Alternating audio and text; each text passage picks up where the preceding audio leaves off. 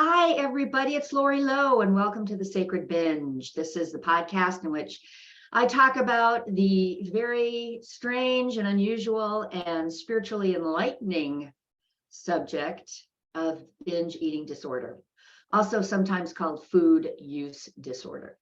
So today I wanted to chat about productivity and in the context of if I'm not binging or if I'm not dieting, or if I'm not thinking about binging or dieting, what am I doing with my life? And it's amazing. I've been wanting to develop this content for ages. I've been in the process in my mind of writing a website.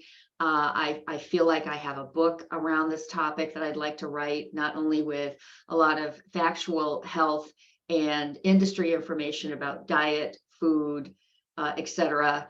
But just in terms of the journey toward making it okay to have a binge eating disorder and taking the shame out of that. It's funny how much I struggle with that, however, because if I step out and I do these things, I feel anxiety about it.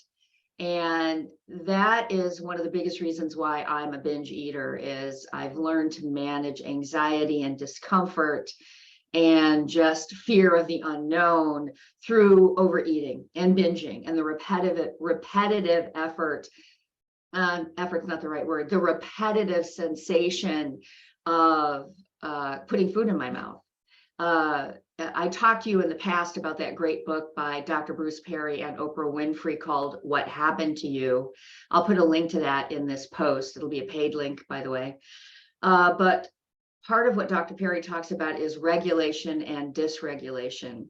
And when we have incidents in our past, traumatic incidents, or whatever we want to call that, it can create dysregulation because we're not on an even ground wherever it hit us in our developmental cycle as children or young adults or any time in our life.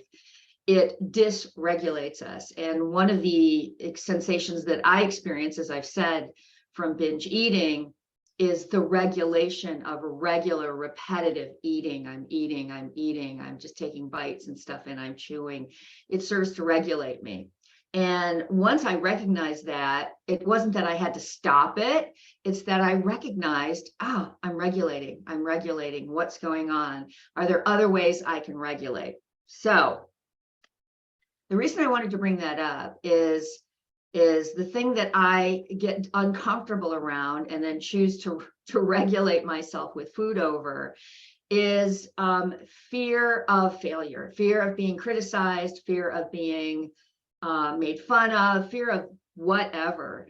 And I had this really profound spiritual experience. My boyfriend and I attend a church pretty regularly. I'm a huge Buddhist philosophy, spiritual practice person. I consume all kinds of metaphysical, spiritual information. So we were at church, and the pastor had this really fantastic message this particular day. I took notes in my little flamingo journal here, which I'm going to read you in a sec. But the kind of through point of the message was that you don't have to be cleaned up or fix these parts of you that you don't think are good enough in order to move forward and pursue your best self and to move forward and deliver the thing that you're supposed to be called to deliver in this world. He likened it to carrying the cross.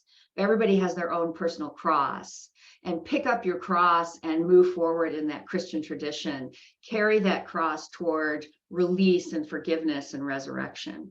So these are the notes that I took in my journal that day, and it had to do with what I believe, what I had been believing rather, and how it really kind of transformed when I considered it in the context of pick up this thing that I find most horrible and painful about myself, which to me has always been my binge eating disorder, and move forward and carry that proudly. So let me tell you what I was thinking.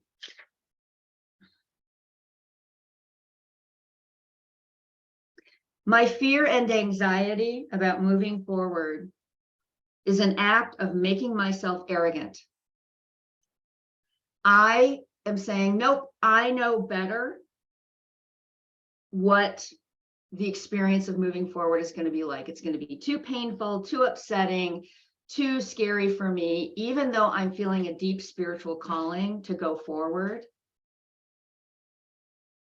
I need to humble myself and follow the plan and follow what is calling me. And if I say, nope, it's too scary, it's me saying, I know better than this profoundly deep spiritual calling that I have. And it suddenly hit me how arrogant I was being by not showing up for my life.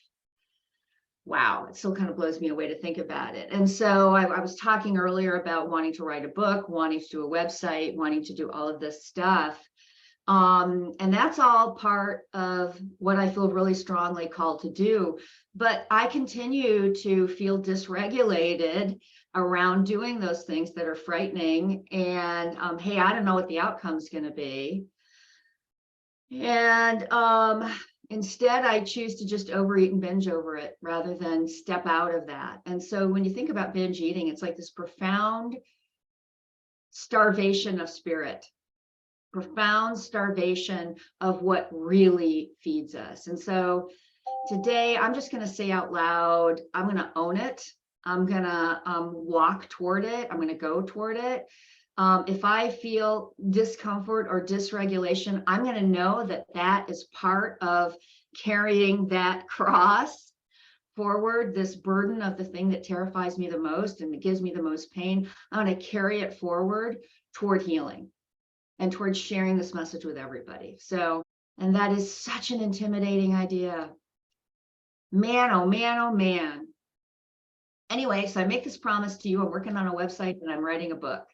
So I make that commitment to you, all of my Facebook friends, and we make it happen. So looking forward to feedback on this post and the content of it. And until then, have an awesome, awesome day, and I'll see you very soon.